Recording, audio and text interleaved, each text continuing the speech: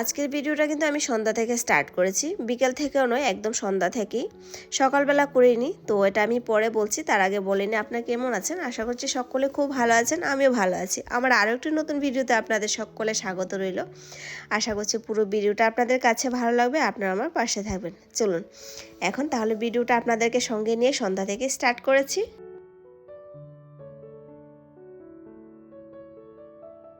বক্সটা আপনাদের সামনে খুলে আমি খুব লজ্জা পেয়ে গেছি, কারণ যখন আমার হাজব্যান্ড আমাকে এটা হাতে ধরিয়ে দিয়েছে তখনই কিন্তু বলেছে এটার মধ্যে সেরকম কিছু নেই, আমি যেন কিন্তু খুলেছি। তো আজকে অফিসে প্রোগ্রাম গিয়েছে। তো প্রতি বছর 26 জানুয়ারির পরের দিন ফাংশন থাকে, অনেক বড়ই ফাংশন থাকে, তো অনেক খাবার দাবারের ব্যবস্থা থাকে। তো সেই ক্ষেত্রে ওর বাবা সেরকমটা কিছু আনেনি, দুপুরে খাওয়া দাওয়া তো ওখানেই করে।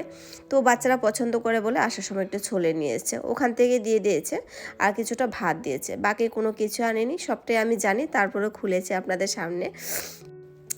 তো যাই হোক, আমি সকাল থেকে করার ইচ্ছে ছিল আজকে ভিডিওটা সকাল থেকে, সেই কারণে আমি স্টার্ট করিনি। কারণ হাজব্যান্ডকে মোবাইলটা দিয়ে দিয়েছিলাম, যেন ওনারও একটা শখ হয়, যেন মোবাইলটা নিজের জন্য কিনেছে, ফোনটা নিজের জন্য কেনার পর তারপর ভিডিওর ক্ষেত্রে আমাকে দিয়ে দিয়েছে।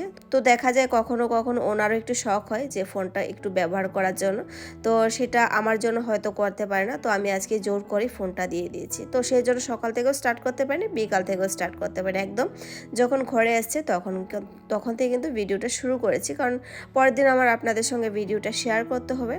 তো সেই জন্য এখন থেকে রাত পর্যন্ত যতটুকু কাজ করি সেই কাজগুলি আমি এখন আপনাদের সঙ্গে শেয়ার করব। তবে কিছু কিছু কাজ রেখে দিয়েছি যেন আমি শ্যুট করতে পারি, শুধু রান্নাটা তো দেখালে চলবে না। আর যেহেতু এটা ব্লগ চ্যানেল, সেখানে সমস্ত কিছুই হবে। আর শুধু রান্নাটা যদি দেখাতে চাই তাহলে অন্য একটা ব্যাপার হয়ে যায়। তো সেজন্য কিছু কাজ রেখে দিয়েছি, উনি আসলেই করবো, কারণ ওর ডিউটি থাকে 10টা থেকে রাত 6টা কিংবা রাত পর্যন্ত থাকে যদিও। সেজন্য আমাকে ফোনটা দেওয়ার জন্য কিন্তু তাড়াতাড়ি ঘরে চলে এসছে। তো উনিও এসছেন, তো সেখান থেকে আমি ভিডিওটা শ্যুট করেছি। ওইদিকে কিন্তু রাত হয়ে যাচ্ছে, যেহেতু দিন আস্তে আস্তে বড় হয়ে যাচ্ছে, বেলা কিন্তু খুব তাড়াতাড়ি চলে যায়। ফর্সা থাকে ওইদিকে কিন্তু ঘড়ি কাঁটাটা ঘুরে যায়, তো সেই ক্ষেত্রে না কিছু টের পাওয়া যায় না। রাজা স্কুল থেকে আসার সময় টিউশনে ঢুকে যায়, তো সেই জন্য আমার ঘরে এসে যেতে হয় না, একটু টাইম পাওয়া যায়। তো আর দিনের বেলা না আমি সামনের রুমে ঘুমাই না, আমি এখানেই ঘুমাই। একটু আমার দুপুরবেলা শুতে হয়, আধা ঘন্টার মতো শুতে হয়, তা না হলে রাতে যে কাজগুলো থাকে সেগুলো আমি এনার্জি পাই না। আর ওইদিকে যদি ঘুমাই তাহলে মানে ব্যাড ট্যাড এদিক ওদিক হয়ে থাকবে। তো সেজন্য হাজব্যান্ড আবার এসে ঘরে ঢুকে যদি ঘরটা ক্লিন না দেখে ওনার আবার ভালো লাগে না, কারণ পুরুষরা চাই ঘরে একটু শান্তি। তো সেই জন্য সামনের রুমটা আমরা এতটা করি না। আর বাচ্চারা যখন বড় হয়ে গেছে ওরা নিজেদের মতো করেই চলে, ওরা জেনে গেছে ওদের বাবা কি পছন্দ করে কিংবা না করে।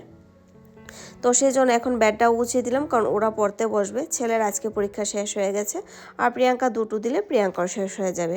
তো সেই জন্য ব্যাডটা আগে গুছিয়ে দিয়েছি, কারণ ওরা এখানে পড়তে বসবে। যে কোনো কাজই দেখবেন আমরা যখন ওখানে যাই, যেন জায়গাটা পরিষ্কার পরিচ্ছন্ন যদি দেখতে পাই তাহলে কিন্তু আলাদাই একটা শান্তি থাকে। তো সেই জন্য চেষ্টা করি সবাইকে একটু শান্তি তৃপ্তি দেওয়ার জন্য।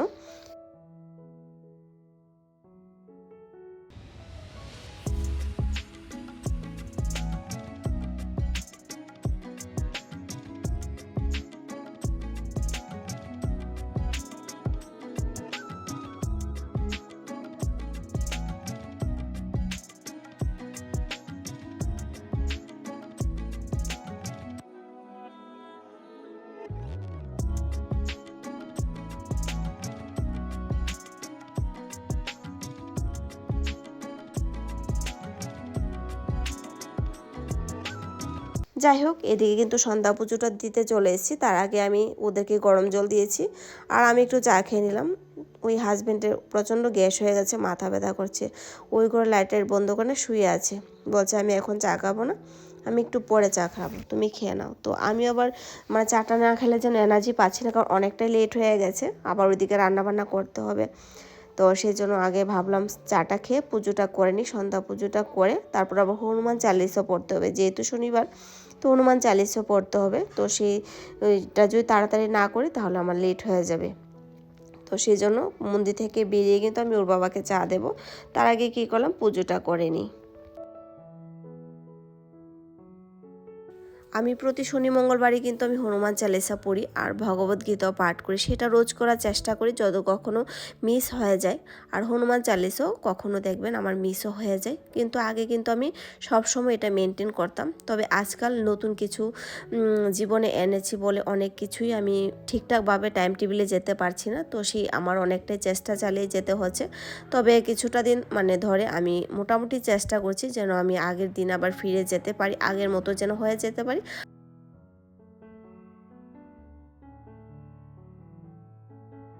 আমাদের জীবনটা যতটা এগিয়ে যাচ্ছে ততটাই যেন রুটিনটা অনেকটাই লম্বা চড়া হয়ে যাচ্ছে। যখন দিল্লিতে ছিলাম রুটিনটা একটু অন্যরকম ছিল, যখন আমরা এইদিকে শিফট হয়ে গেছি তখন যেন রুটিনটা একটু অন্যরকম হয়ে গেছে, অনেকটাই লম্বা চড়া হয়ে গেছে। ওখানে আমার এত কাজ থাকলেও অতটা ছিল না, আর এখানে কিন্তু আমার প্রচুর কাজ। বাচ্চাদেরকে নিয়ে যেতে হয়, আনতে হয়, টিউশনে নিয়ে যেতে হয়।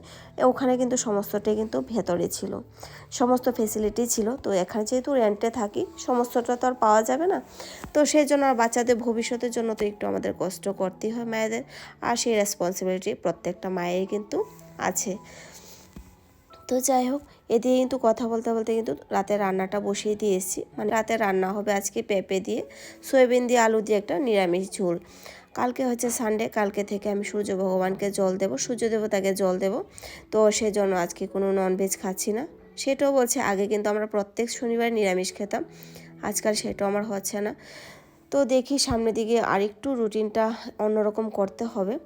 তো যাই হোক, এখন আজকে বানাচ্ছি নিরামিষ, যেহেতু কালকে জল দেবো সেই জন্য আজকে ননভেজের দিকে যাচ্ছি না, আছে করে কিন্তু বানাবো না। তো আজকে নিরামিষ তরকারি রান্না করছি। আর ওর বাবা তো অফিস থেকে ওদের পছন্দের খাবার নিয়ে এসে, ওদের জন্য তো আমার চিন্তা একদমই নেই। আর আমাদের জন্য এই সবজিটা বানাচ্ছি, একটু ঝোলটা বেশি করে দেবো তাহলে কিন্তু হয়ে যাবে।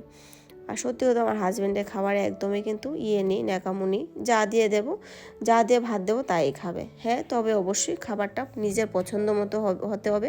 সে এক সবজি হোক কিংবা দু সবজি হোক, খাবারটা যেন ওনার পছন্দ হয়, রুচিসম্মত হয়। সেজন্য না আমি ওনার পছন্দের একটা সবজি বানাচ্ছি যেন, আর আমরা মহিলা মানুষ সবার রুচি খুঁজতে খুঁজতে যেন আমাদের রুচিটা কোথাও হারিয়ে যায়। তো চেষ্টা করি ওরা যা খায় ওদের সঙ্গে যেন আমাদের তাল মিলে যায়, তা না হলে আমাদের জন্য সেই একটা ঝামেলা। তো যাই হোক, এখানে কিন্তু আমি সবজিটা নিরামিষই সমস্ত কিছু তরকা দেবো। এখানে রসুন পেঁয়াজের কোনো ঝামেলা নেই, তো রসুন পেঁয়াজ দিয়েও করা যায়, কিন্তু আমি করছি না। ছোলে তো খাবো সেটা রসুন পেঁয়াজ দেওয়া, কিন্তু সেটাতে কোনো অসুবিধা নেই, ননভেজ না খেলেই চলে। এদিকে কিন্তু আমি সম্বাদ দিয়ে দিয়েছি। আর হাতে এই যে কাচের ঢাকনিটা, সেটা আমার হাতে দরকার সময় সর্বদাই থাকে। আমি কিচেনটা একটু চেঞ্জ করব, যেহেতু এখানে আমার এদিকে অ্যাডজাস্টার ফ্যানটা অন্যদিকে, তো সেই জন্য না ঘরটা খারাপ হয়ে যাচ্ছে। উনিও পয়সা খরচ করে বাড়িটা বানিয়েছেন, আমরাও কখনো বানাবো। তো সেই ক্ষেত্রে নিজের উপর এটা অ্যাপ্লাই করলে মনে হয় ওনার কোনো দিকে না কোনো দিকে একটু প্রবলেম হয়ে যাবে। আগামী দিনে ঘরটা একটু নোংরা হয়ে গেলে ওনারও ভালো লাগবে না। আর থাকছে তো আমরাই ভাড়া থাকি, আর নিজের বাড়ি, যাই হোক যতক্ষণ আমরা আছি এটাকে নিজের মনে করেই রাখতে হবে।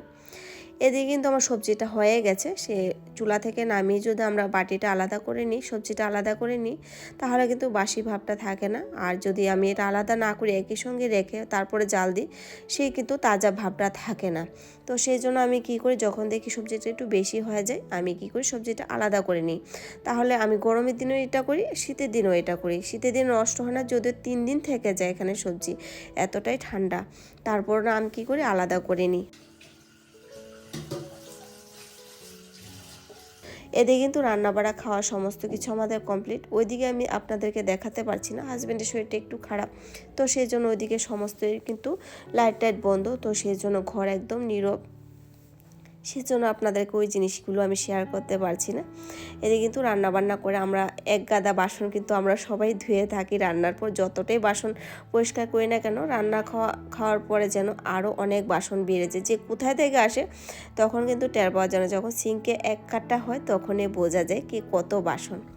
তো যাই হোক, আমার কিন্তু রান্নাঘর ক্লিন হয়ে গেছে। আর প্রতিদিন রাতে চেষ্টা করি রান্নাঘরটা যেন আমি এরকমই রাখতে পারি, সকালবেলা যেন একটা ফ্রেশ মর্নিং পাওয়া যায়, তাজা মর্নিং পাওয়া যায়। আর এদিকে দুটো কাপড় রেখেছি, এগুলো কালকে স্নানের আগে কেচে নেবো, যদি পারি, তা না হলে পরে দেখবো।